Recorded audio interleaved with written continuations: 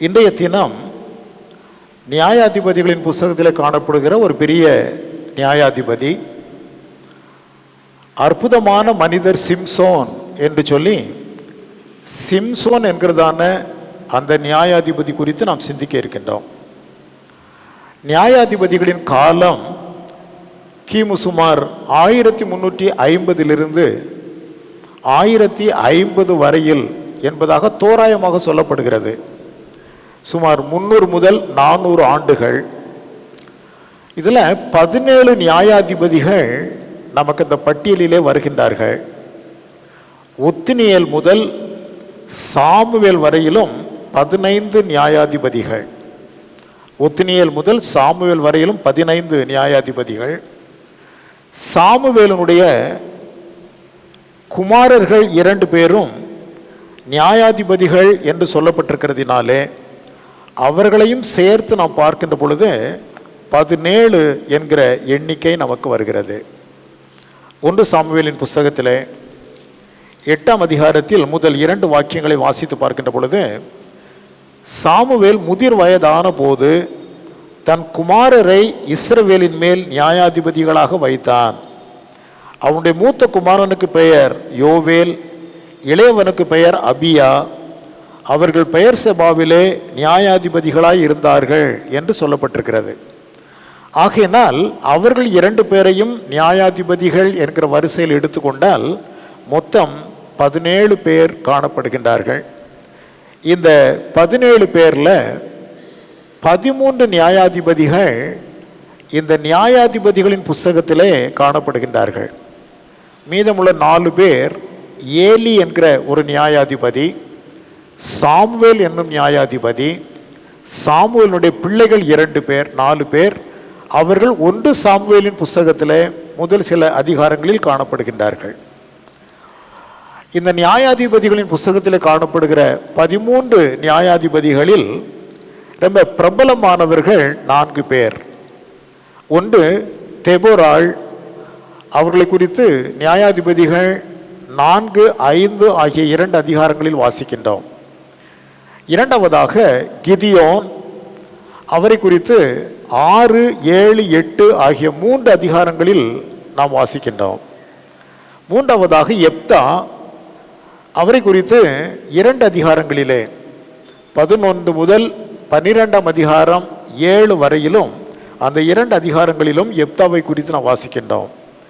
4வது நியாயாதிபதி சிம்சோன். அவரை குறித்து 4 அதிகாரங்களில் வாசிக்கின்றோம். 13, 14, 15, 16 ஆகிய 4 அதிகாரங்கள் சிம்சோனுடைய வாழ்க்கை குறித்து நமக்கு எடுத்துரைக்கின்றது. ஆகவே இன்றைக்கு நாம் சிம்சோன் என்கிற நியாயாதிபதி, அற்புதமான மனிதர் சிம்சோன் என்று சொல்லி இந்த அடைமொழியோடு அவருடைய வாழ்க்கையை சற்று நேரம் சிந்திக்கலாம் என்று எண்ணுகிறேன். ஒன்று, சிம்சோனுடைய வரலாறு. வேதாகமம் சிம்சோனுடைய வரலாறு குறித்து என்ன சொல்லுகிறது? அவர், நான் ஏற்கனவே குறிப்பிட்டது போல, 13வது நியாயாதிபதி. நியாயாதிபதிகளின் புஸ்தகத்தில் வருகின்ற 13வது அல்லது நியாயாதிபதிகளின் புஸ்தகத்தில் காணப்படுகிற கடைசி நியாயாதிபதியாக சிம்சோனை நாம் பார்க்கின்றோம். அவர் தான் கோத்திரத்தை சேர்ந்தவர்.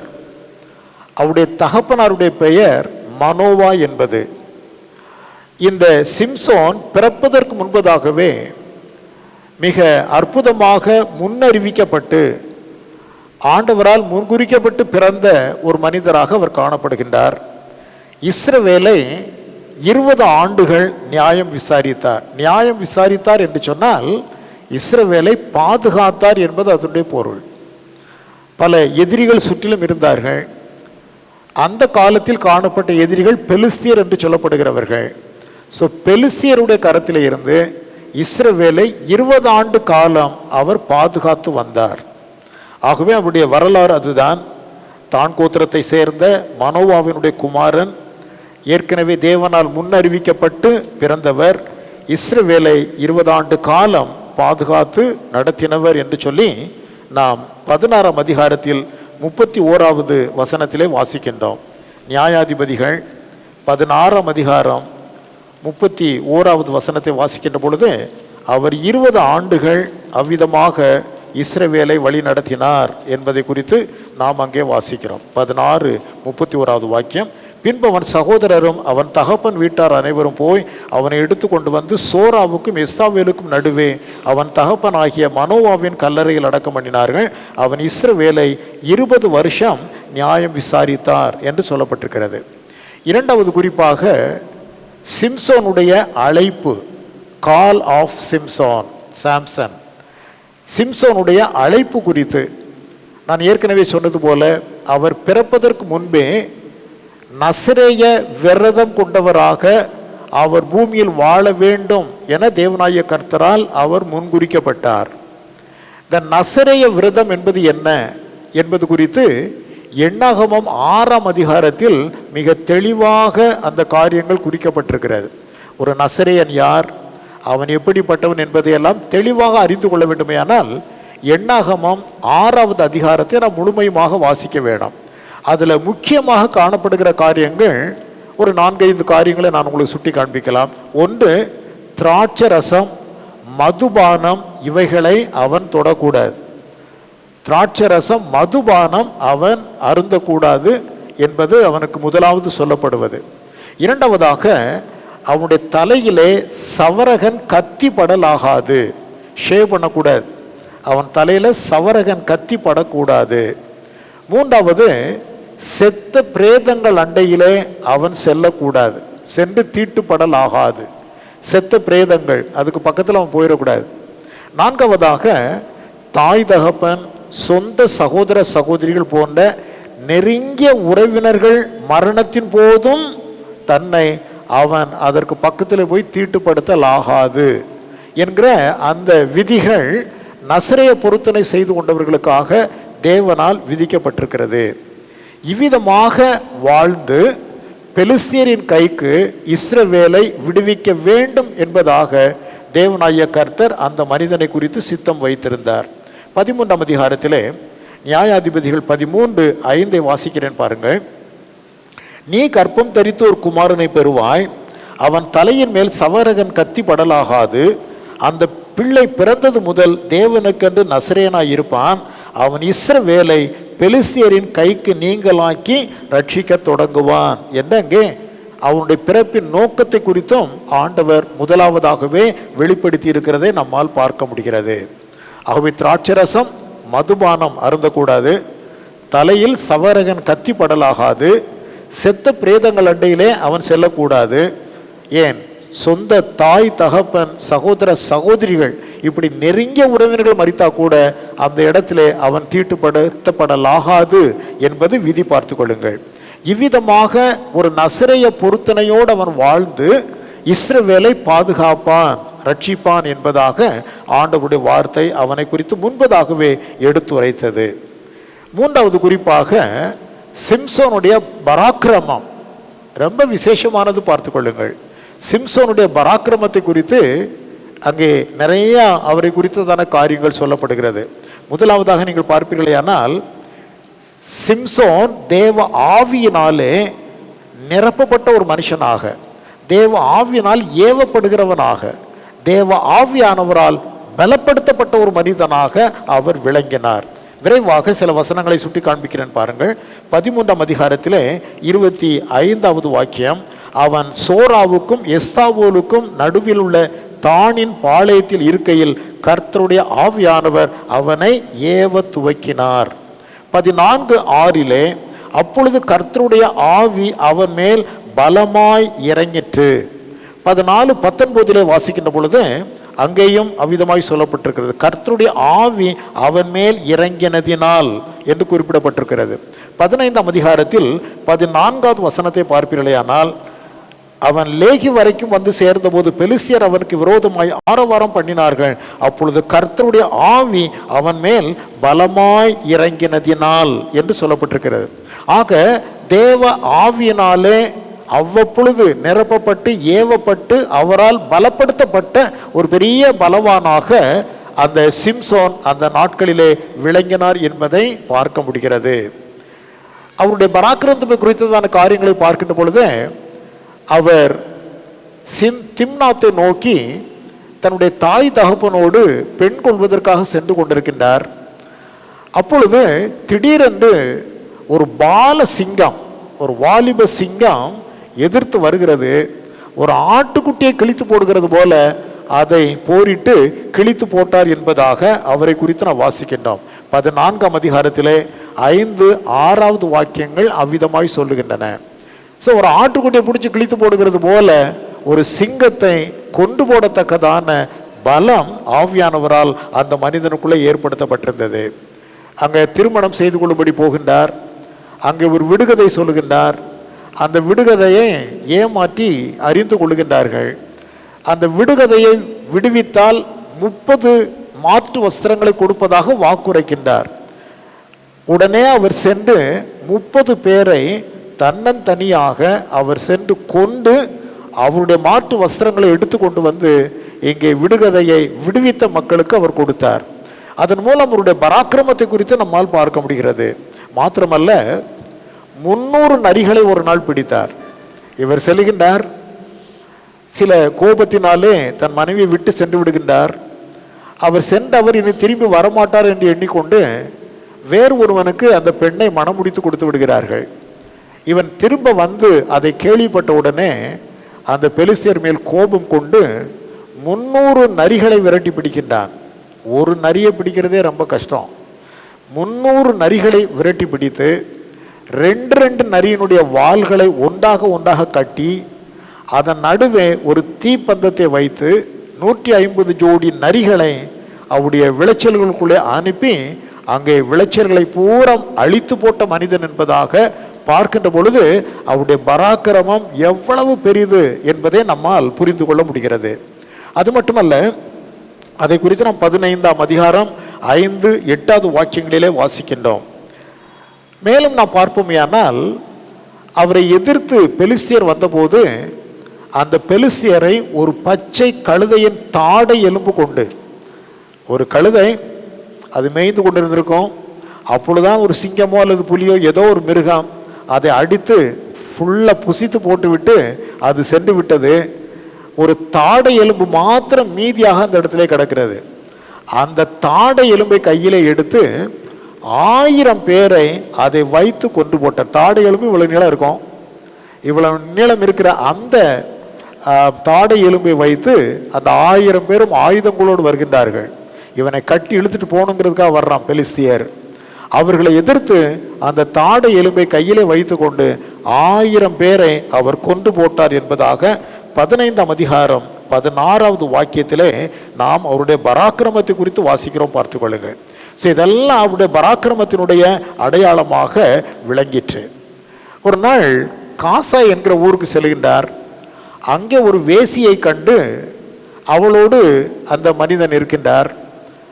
இரவிலே அவரை பிடித்து கொள்ள வேண்டும் என்பதற்காக அங்கே பெலிஸ்தியர்கள் எல்லாம் பதிவிருக்கின்றார்கள். இவன் நடு ஜாமத்தில் எழுந்து, அங்கே கேட்டு பூட்டப்பட்டிருக்கிறது, வாயில் கதவுகள், மதில் கதவுகள் பூட்டப்பட்டிருக்கிறது.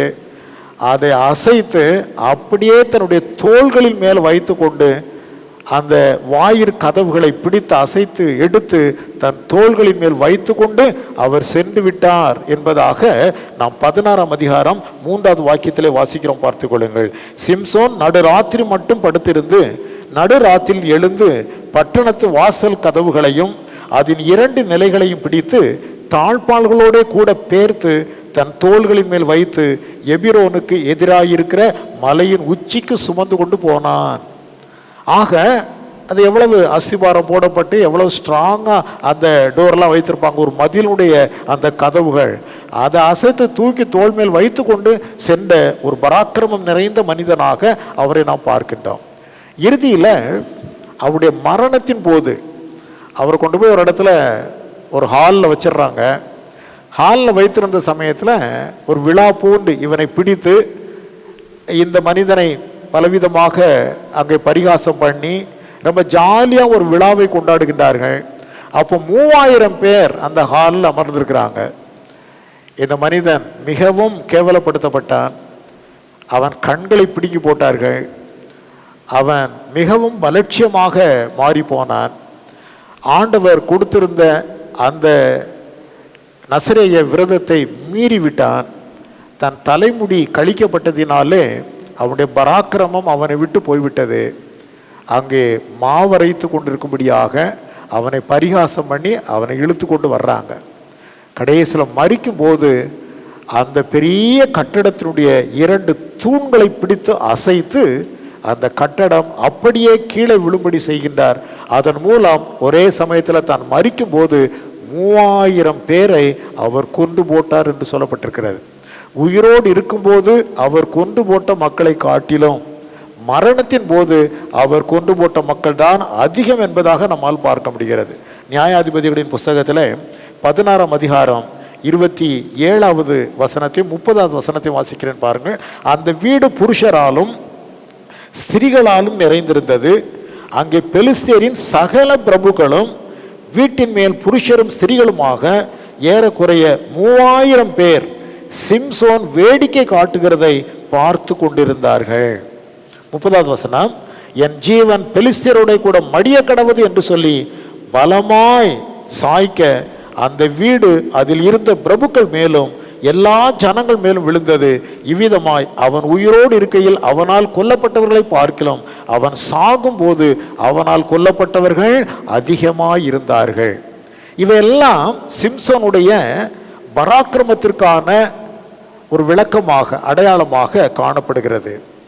அவர் தேவ ஆவியினாலே நிரப்பப்பட்ட மனிதர், பலப்படுத்தப்பட்டவர், தன்னந்தனியாக ஒரு பால சிங்கத்தை கொண்டு போட்டவர், 30 பேரை தனி ஆளாக நின்று கொண்டு மாற்று வஸ்திரங்களை பகிர்ந்து எடுத்து கொண்டு வந்தவர், 300 நரிகளை பிடித்து அவைகளை கட்டி வயல்களுக்குள்ளே அனுப்பினவர், ஒரு கழுதையினுடைய தாடை எலும்பை கொண்டு 1000 பேரை கொண்டு குவித்தவர், வாயிற்கதவுகளை கையினால் பெயர்த்து எடுத்துக்கொண்டு அவர் மலையிலே ஏறி சென்றவர், தனது மரணத்தின் போது 3000 பேரை கொண்டவர்.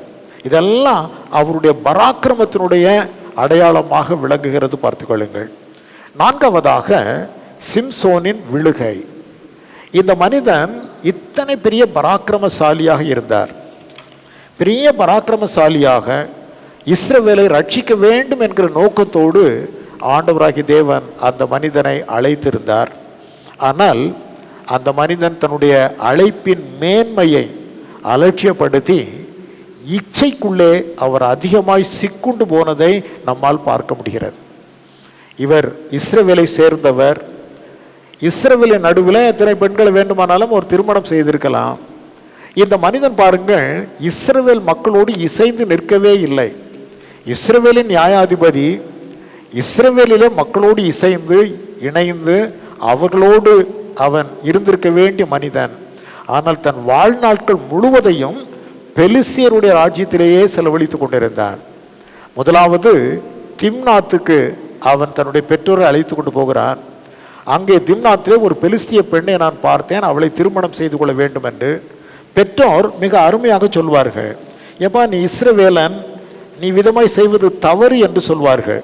சிம்சோன் திம்னாத்துக்கு போய் திம்னாத்திலே பெலிஸ்தியரின் குமாரத்தில் ஒரு பெண்ணை கண்டு திரும்ப வந்து தன் தாயையும் தகப்பனையும் நோக்கி, திம்னாத்திலே பெலிஸ்தியரின் குமாரத்திகளில் ஒரு பெண்ணை கண்டேன், அவளை எனக்கு கொள்ள வேண்டும் என்றான். அப்பொழுது அவன் தாயும் அவன் தகப்பனும் அவனை நோக்கி, நீ போய் விருத்த சேதனம் இல்லாத பெலிஸ்தியரிடத்தில் ஒரு பெண்ணை கொள்ள வேண்டியதென்ன? உன் சகோதரரின் குமாரத்திகளிலும் எங்கள் ஜனம் அனைத்திலும் பெண் இல்லையா என்றார்கள்.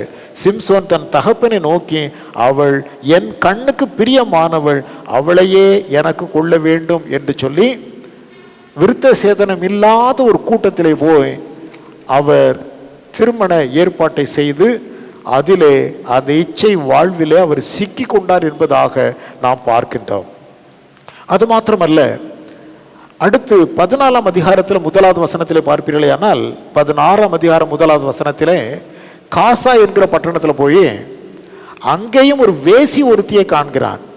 அந்த வேசியை கண்டு அவளோடு அவன் தன்னுடைய இச்சை வாழ்வை அவன் செலவழிக்கிறதை நம்மால் பார்க்க முடிகிறது. தொடர்ந்து 4ஆம் வசனத்தில், அதே 16ஆம் அதிகாரம் 4ஆம் வசனத்தில், சோரேக் என்கிற ஆற்றங்கரையில் தெலீலாள் என்கிற ஒரு பெண் இருக்கின்றாள். அந்த பெண்ணோடு இவன் மிகவும் சிநேகமாகிவிட்டான். பார்த்து கொள்ளுங்கள். ஸோ இச்சையினாலேயே ஒரு மனிதன் தன் அழைப்பை இழந்து விழுந்து போனான் என்று சொன்னால் அதற்கு உதாரண புருஷன் இந்த சிம்சோன் தான். வேறு பெரிய பாவங்கள் எதையும் அவர் செய்யவில்லை. அவர் செய்த பெரிய பாவம் என்னவென்றால், அந்த பெலிஸ்தியரின் மத்தியிலே போய் அங்கே உள்ள பெண்களை கண்டு தன்னுடைய ஜனங்களோடு இசைந்தராமல், தன்னுடைய ஜனங்களோடு இல்லாமல், இவன் எப்பொழுதும் தன்னுடைய நாட்களை பெலிஸ்தியர் மத்தியிலேயே அவன் செலவழித்து அங்கே இச்சைகளுக்குள்ளே சிக்குண்டு போனார் என்பதை பார்க்கிறோம். தன் அழைப்பை மறந்தவர். அது மாத்திரமல்ல, தேவ ரகசியத்தை அந்த துன்மார்க்கம் நிறைந்த மக்களிடத்திலே பகிர்ந்து கொள்கிறார். இவருடைய பலம் எங்கே இருந்து வந்தது என்பது அவர்களுக்கெல்லாம் ஆச்சரியம். ஏன்னா மிகுந்த பலசாலியாக விளங்குகிறான். எத்தனை 1000 பேராலும் அடித்து துவசம் பண்ணி கொண்டிருக்கிறான். இவன் எதனால் இவ்வளோ பெரிய பலசாலியாக இருக்கிறான் என்று சொல்லி அங்கே அவர்கள் அறிந்து கொள்ள முற்பட்டு தெலீலாளை அவர்கள் பார்த்து சொல்லுகிறார்கள், நீ அவனுடைய பலம் எங்கே இருக்கிறது என்று கண்டுபிடித்து எங்களுக்கு சொன்னால் உனக்கு நாங்கள் பணம் தருவோம் என்றெல்லாம் சொன்னதினாலே அந்த பெண் அவனை நயம் பண்ணி தினந்தோறும் கேட்குறா. ஒரு தடவை கேட்குறா, உன்னுடைய பலம் எதிலே இருக்கிறது, உன்னை எதனாலே சிறுமைப்படுத்தலாம் என்று கேட்கின்றார். அந்த வார்த்தையை பாருங்கள். உன்னை எப்படி நாங்கள் நாசப்படுத்தலாம், உன்னை எப்படி நாங்கள் அழித்து போடலாம், உன் பலம் எங்கே இருக்கிறது? இப்படி ஒருத்தி கேட்டான்னா அவளை விட்டு விலக வேண்டுமா வேண்டாமா? ஒரு விசை கேட்டாள், 2 விசை கேட்டாள், 3 விசை கேட்டாள், 4 விசை கேட்டாள்.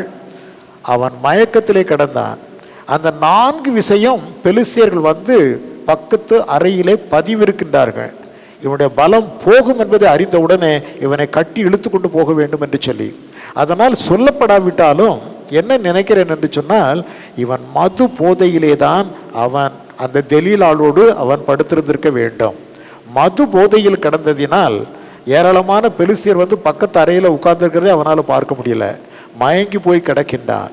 ஆகவே மது போதை என்பதே நசரேய விரதத்திற்கு விரோதமானது. இப்படி தன்னுடைய அழைப்பை முற்றிலுமாய் இழந்து போன ஒரு மனிதர் கடைசியில் அவர் தினந்தோறும் தொந்தரவு பண்றா.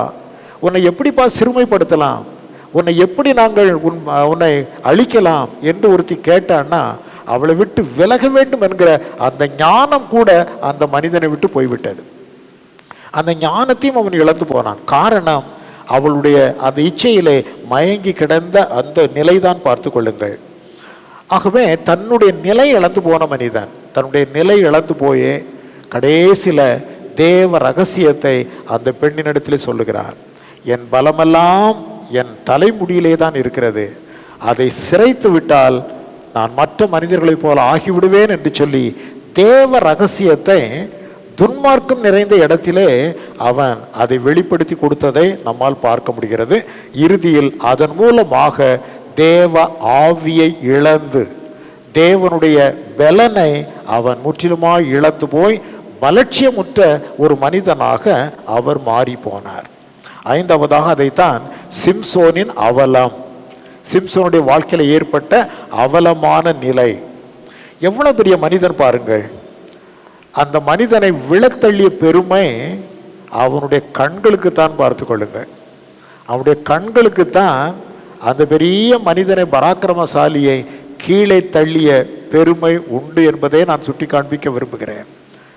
அப்பா அம்மா கேட்பாங்க, நீ போய் பெலிஸ்திய பெண்ணையா திருமணம் செய்து கொள்ள வேணும். அப்பொழுது அவன் சொல்லுவான், அவள் என் கண்ணுக்கு பிரியமானவள்.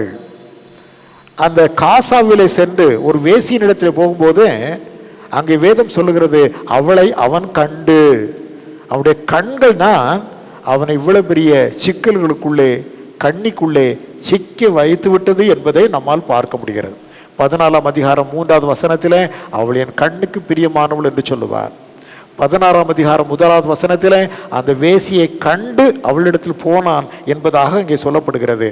ஆகவேதான் இந்த மனிதனை பெலிஸ்தியர் பிடித்த போது அவனுடைய தலையை சிரைத்து அவன் பலத்தையெல்லாம் இழந்து போன போது பெலிஸ்தியர் வந்து விழுகிறாங்க. முதல் 3 விசை விழும்போது அவன் எழுந்து பராக்கிரமம் நிறைந்தவனாக எழுவான். எப்போ நசரேய விரதத்தை மீறி முடியானது கழிக்கப்பட்டதோ பலம் அவனை விட்டு நீங்கிட்டு தேவ ஆவி அவனை விட்டு விலகினார். எப்பொழுதும் போல எழுந்தான், பலன் இல்லை. பிடித்து கொண்டார்கள். பிடித்த உடனே முதல்ல அவனுக்குள்ள ஏற்படுத்தின டேமேஜ் கையை உடைக்கல, காலை உடைக்கல, அவனுடைய கண்களை பிடுங்கினார்கள். என்ன செய்தாங்க? கண்களைத்தான் பிடுங்கினார்கள். எது அவனுடைய வீழ்ச்சிக்கு பெரிதும் காரணமாக இருந்ததோ அதுதான் முதலாவது தண்டிக்கப்பட்டது. அவனுடைய கண்கள் தான் அவனை பயங்கரமான கண்ணிகளுக்குள்ளே சிக்க வைத்தது. அவனை பிடிச்ச உடனே முதல் காரியமே அவனுடைய கண்களை பிடுங்கினார்கள் என்று பார்க்கிறோம். அவனுடைய கண்கள் பிடுங்கப்பட்டது. 16ஆம் அதிகாரத்தில் 21வது வாக்கியத்திலே பார்க்கிறோம். 16:21 பெலிஸ்தியர் அவனை பிடித்து அவன் கண்களை பிடுங்கி காசாவுக்கு கொண்டு போய் அவனுக்கு 2 வெண்கல விலங்கு போட்டு சிறைச்சாலையிலே மாவரைத்து கொண்டிருக்க வைத்தார்கள். 1000 பேரை கொண்ட கரங்கள். எத்தனை பேரை? 1000 பேரை கொண்ட கரங்கள் இப்போ எதை பிடிச்சிட்டு இருக்கு? ஆமாம், மாவை ஆட்டிக்கிட்டு அந்த உரலுடைய அதை பிடித்து ஆட்டி கொண்டிருக்கின்ற அவல நிலை. பாவம் ஒரு மனிதனை எந்த அளவிற்கு சின்ன பின்னப்படுத்தும், சீரழித்து போடும் என்பதற்கு சிம்சோன் ஒரு மிகப்பெரிய அடையாளமாய் விளங்குகின்றார். எத்தனை பெரிய பராக்கிரமம்! அந்த பெலிஸ்தியருடைய நாடே அவனை கண்டு பயப்பட்டது. ஆனால் பாருங்கள், பாவம் அந்த மனிதனை சின்ன பின்னமாக்கி 1000 பேரை கொண்ட கரத்திலே அந்த மாவாட்டுகிற அந்த ஆட்டு உரலை அவனுடைய கரத்திலே கொடுத்து விட்டது பார்த்து கொள்ளுங்கள். ஆகவே பாவம் எந்த அளவிற்கு ஒரு மனிதனை சிறுமைப்படுத்தி சீரழிக்கும் என்பதற்கு சிம்சோன் ஒரு பெரிய அடையாளமாக அவர் விளங்கப்பட்டார். அங்கே பார்க்கிறோம், அவரை பரிகாசம் பண்ணுகின்றார்கள், கேலி பண்றாங்க, அவனை இழுத்து கொண்டு வர்றாங்க. சிம்சோனை இழுத்து கொண்டு வாருங்கள், அவன் வேடிக்கை காட்டட்டும் பார்ப்போம் என்கிறார்கள். வேடிக்கை பொருளாக மாற்றி போட்டது. பாவம் செய்வது அதுதான். பார்த்து கொள்ளுங்கள், மனிதருடைய வாழ்க்கையிலே பாவத்தை குறித்து நம்ம எச்சரிக்கையாக இல்லாவிட்டால் அது நம்மை வேடிக்கை பொருளாக மாற்றி போய்விடும். அது நம்மை சீரழித்து சின்ன பின்னம் ஆக்கிவிடும் என்பதை நாம் அங்கே பார்க்கிறோம். ஆகவே பாவத்தை குறித்த எச்சரிப்பு நமக்கு தேவை. இப்போ மாவாட்டிட்டு இருக்கிறார், கண்கள் பிடுங்கப்பட்டு விட்டது, மாவாட்டி கொண்டிருக்கின்றார். 6வதாக அந்த சமயத்திலே சிம்சோன் தேவனிடத்தில் மனஸ்தாபப்படுகின்றார். எவ்வளவு பெரிய அழைப்பை நான் பெற்றவன், பிறப்பதற்கு முன்பதாகவே தேவன் எனக்கு எவ்வளவு பெரிய நோக்கத்தை வைத்திருந்தார், எல்லாம் ஒன்றுமில்லாமல் போய்விட்டது என்றவன் மனஸ்தாபப்பட்டு கண்கள் பிடுங்கப்பட்ட, பலம் தன்னை விட்டு போன, மாவரைக்கும் நிலையில் ஆண்டவரிடத்திலே மனஸ்தாபப்பட்டு தேவனை நோக்கி ஜெபிக்கின்றார். அந்த சமயத்திலே அவர் மாவாட்டி கொண்டிருந்த அந்த நேரத்திலே அவர் தேவனை நோக்கி மனஸ்தாபப்பட்டிருக்க வேண்டாம், மனஸ்தாபப்பட்டு ஆண்டவரை நோக்கி ஜெபித்திருக்க வேண்டாம். உடனே ஆண்டவராகிய தேவன் அவருக்கு மீண்டும் பலனை தருகின்றார். சிம்சோனுடைய வாழ்க்கையிலே நாம் கற்றுக்கொள்வது அதுதான். ஒருவேளை பின்மாற்றத்திலே விழுந்து போன மனிதர்களாக இருந்தாலும் தேவன் அவர்களை தள்ளி விடுகிறதில்லை. மனஸ்தாபப்பட்டு தேவனை நோக்கி பார்க்கிற நேரத்திலே மீண்டும் அவர்களை தம்மிடத்திலே சேர்த்து கொள்ளுகிற தேவன் என்பதை சிம்சோனின் வாழ்க்கையிலே நாம் காண்கிறோம். பார்த்து கொள்ளுங்கள், ஆண்டவராகிய தேவன் அந்த மனிதனுடைய ஜெபத்தை கேட்டு அவரை அங்கீகரித்து கொண்டார் என்பதை 7வதாக கர்த்தரின் அங்கீகாரம் அது எபிரேயர் 11:32 அங்கே சொல்லப்படுகிறது. விசுவாச வீரர்களின் பட்டியலிலே சிம்சோனை ஆவியானவர் வைத்திருப்பதை வைத்து இந்த மனிதன் மனஸ்தாபப்பட்டிருக்க வேண்டாம், தேவனிடத்திலே கண்ணீர் விட்டிருக்க வேண்டும், தன் அழைப்பை உதாசீனப்படுத்தினதை குறித்து வருத்தப்பட்டிருக்க வேண்டும், உண்மையான மனஸ்தாபத்தை ஏறெடுத்திருக்க வேண்டும். ஆகையினால் தேவனாகிய கர்த்தர் அந்த மனிதனை மன்னித்து அவனை மீண்டும் ஒரு விசுவாச வீரனாக மாற்றினார், ஒரு விசுவாச பலவனாக மாற்றினார் என்பதை 11:32 எபிரேயர் அதை வைத்து நாம் உறுதியாக சொல்லலாம். ஏனென்றால் ஆவியானவர் அந்த விசுவாச வீரர்களின் பட்டியலிலே கிதியோனோடு கூட சேர்த்து சிம்சோனையும் அங்கே சொல்லுகிறதை நம்மால் பார்க்க முடிகிறது. பார்த்து கொள்ளுங்கள், கர்த்தர் அந்த மனிதனை அங்கீகரித்தார். ஆகையினால் அந்த அங்கீகரிப்பினுடைய அடையாளம்தான் அவன் உள்ளே வேடிக்கை காட்டும்படி கொண்டு வந்த சமயத்தில் என்னை கொண்டு போய் 2 தூண்களுக்கு மத்தியிலே கைலாக்கு கொடுத்து என்னை நிறுத்தி என்று சொல்லுகிறார். ஒரே விசையாய் நான் இந்த பெலிஸ்தியரோடு மடியட்டும் ஆண்டவரே என்று சொல்லி அவர் சொன்ன அந்த ஜெபத்தை ஆண்டவர் கேட்டு அவர் மரிக்கும் போது 3000 பேர் அந்த பெலிஸ்தியருடைய பெரிய பெரிய பிரபுக்கள், அந்த பெலிஸ்தியருடைய மிகப்பெரிய மனிதர்கள் எல்லாம் அவனோடு கூட சேர்ந்து மடிந்து போனார்கள். அதனுடைய விளைவு கிட்டத்தட்ட 20 ஆண்டுகள் அங்கே ஒரு சமாதானமான நிலை இஸ்ரவேலுக்கு உண்டாயிற்று என்று பார்க்கிறோம். ஆக இந்த சிம்சோனுடைய வாழ்க்கையிலே நாம் அறிந்து கொள்கிற சில பாடங்கள் என்னவென்று கேட்டால், ஒன்று, விசுவாச வாழ்வில் தேவன் நமக்கு கொடுத்திருக்கின்ற அழைப்பை உதாசீனப்படுத்தக்கூடாது. தேவன் நம்மை அழைத்திருக்கின்றார். தேவனாகிய கர்த்தர் தம்முடைய கிருபையினால் அழைத்திருக்கின்றார். புதிய ஏற்பாட்டின் காலத்திலே நாம் அறிந்திருக்கிறோம், இயேசு கிறிஸ்துவினுடைய ரத்தத்தினாலே நம்மை அழைத்திருக்கின்றார். இது விலையேறப்பட்ட ஒரு அழைப்பு. ஆகினால் தேவன் நமக்கு கொடுத்திருக்கும் அழைப்பை தேவ மக்கள் உதாசீனப்படுத்தாதிருக்க வேண்டாம். அதை ஏனோதானோ வென்று விட்டுவிடக்கூடாது. தேவன் நமக்கு கொடுத்திருக்கிற அழைப்பிலே நாம் சீர்பட்டவர்களாக, சிரமடைந்தவர்களாக, பலனடைந்தவர்களாக, நிலைப்படுத்தப்பட்ட மக்களாக நாம் விளங்க வேண்டும் என்பதை அறிந்து கொள்ள வேண்டாம். இரண்டாவதாக, விசுவாச மக்கள் தங்களுடைய வாழ்க்கையிலே ஒழுக்க வாழ்வை அலட்சியப்படுத்தி விடக்கூடாது. ஒன்று தானே, இதைத்தானே என்று சொல்லி விட்டு கொடுத்து செல்வோமையானால் கடைசியில் பாவமானது வாசற்படியிலே படுத்திருந்து நம்மை அமிழ்த்து போடும் பார்த்து கொள்ளுங்கள்.